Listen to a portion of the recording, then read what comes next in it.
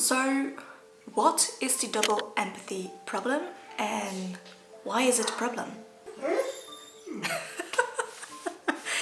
You okay, Chu? My dog's just making some very dramatic noises. Hi lovely people, welcome to today's video.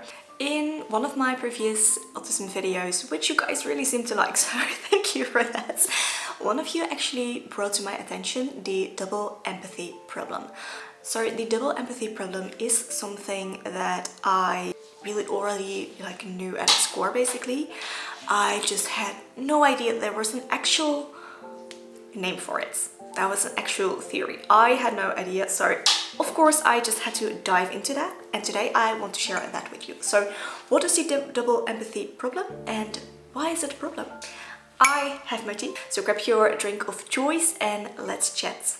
The double empathy problem was first brought to light by Dr. Damien Milton in 2012. So the double empathy problem is a theory that suggests that the difficulties of communication between autistic individuals and non-autistic individuals are not just one-sided. The problem does not just lie with the autistic person. So before we go on into this, I just want to backtrack a little bit and quickly take a look at what autism actually is according to the DSM-5, which is basically the diagnostic manual that professionals use to categorize as well as diagnose different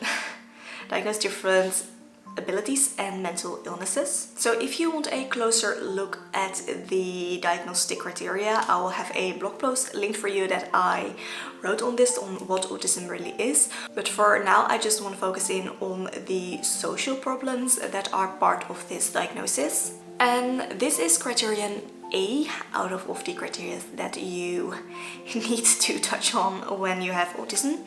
And I'm just going to read this from my screen because that's easier. So criterion A is persistent deficiencies in social communications and social interactions. And this is made up out of a few different characteristics, which we of course will go over.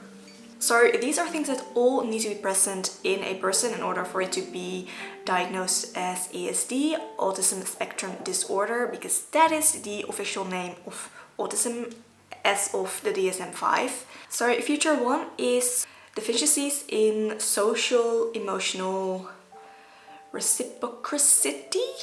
Reciprocity? How do I say this? Reciprocity. Okay, so back to my notes.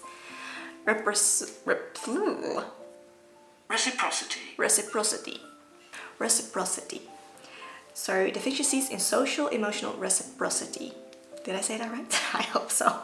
Feature 2 is deficiencies in the non-verbal communicative behavior used for social interactions.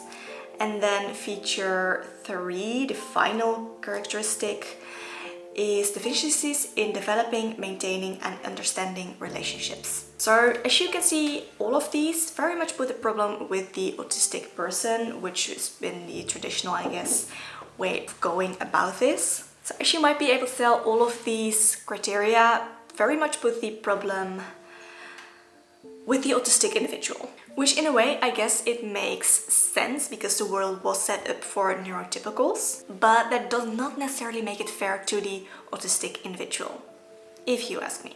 It's not necessarily fair to hold the autistic individual up to the neurotypical standards because our brains, they just work differently. They developed differently, which means that they see the world differently. So it doesn't really make sense, in my opinion, to hold an autistic individual up to the neurotypical standards.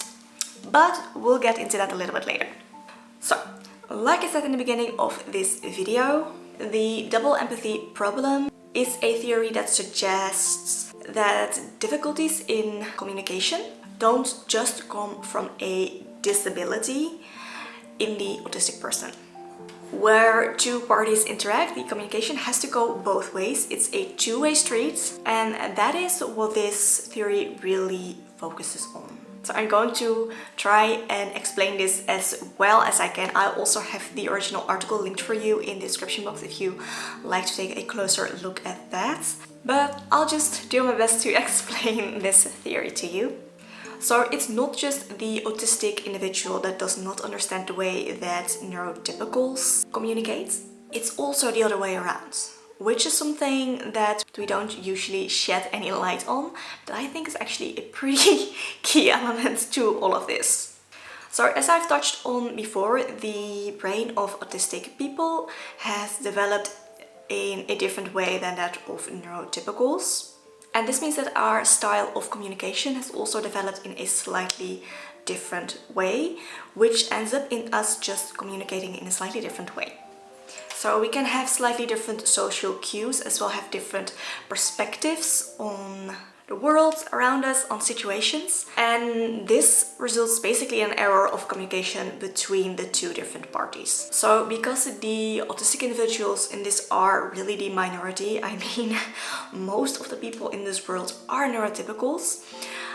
But because of that, it makes it look like the problem is really with the autistic individual, which is not necessarily the case in this.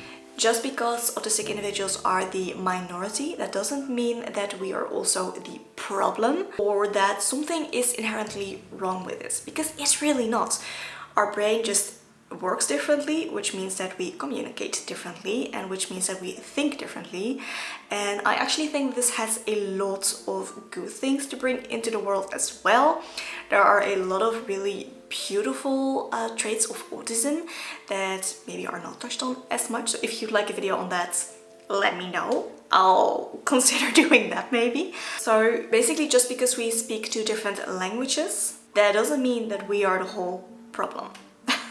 So autistic individuals are often thought not to have much empathy, which is really just not true. I mean, I'm not gonna lie, in some situations I feel like I have a whole lot more empathy in my body, or even in my pinky, than a lot of other people, but we'll touch on that as well, because that's probably not true either.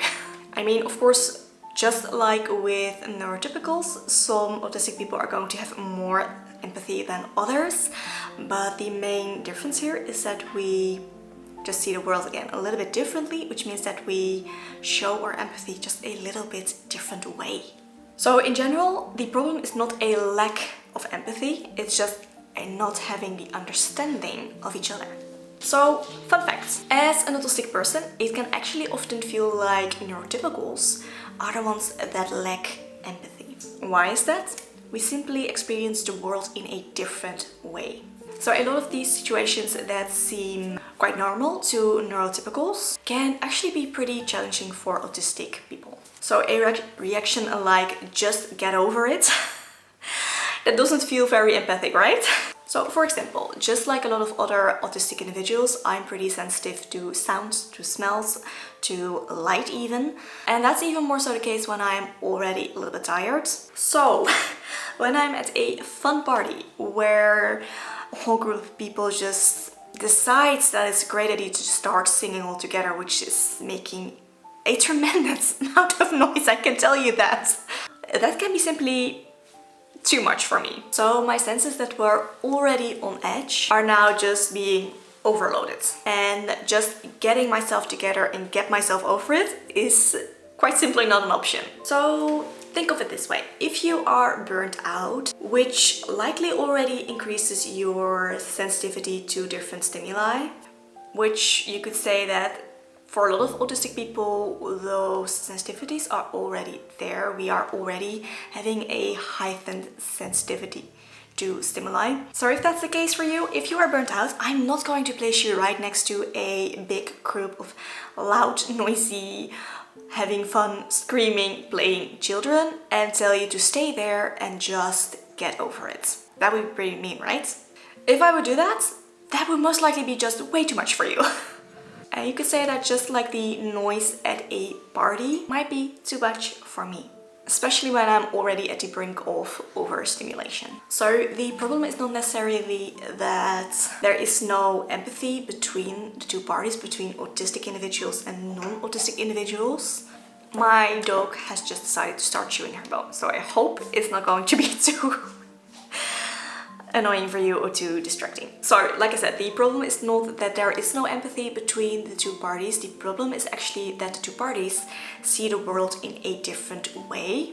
We experience the world in a different way, and we don't always realize that from each other. It's kind of like putting two very different cultures together and then right away expect them to communicate well together and to understand each other. And I think we all know that that will give you a good dose of problems right there. So in short, the double empathy problem challenges the more traditional idea, which I don't necessarily agree with, that autism is a deficiency, where basically the problem is entirely with the autistic person. So it suggests that both parties, autistic individuals and non-autistic individuals, experience the world in a different way, and because of that also interact with it in a different way. And not understanding that of each other, that's where the actual empathy problem comes into play. Because it's basically just human nature to interact with people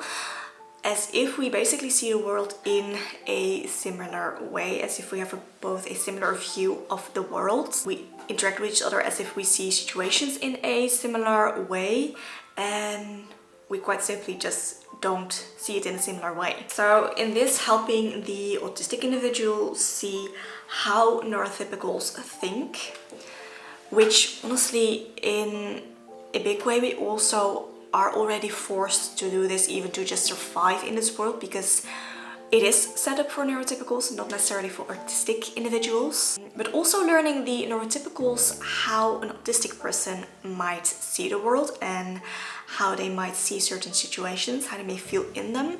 So basically helping both parties to understand each other.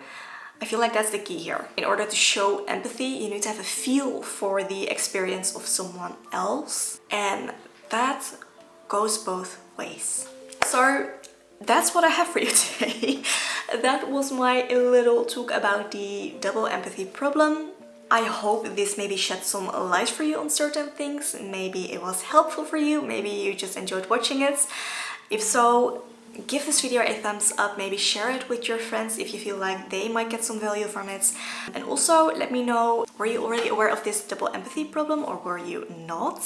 How do you feel about this? I would love to hear from you in the comments. With that, I just wish you a lovely rest of your day, and I will see you in my next video. Bye!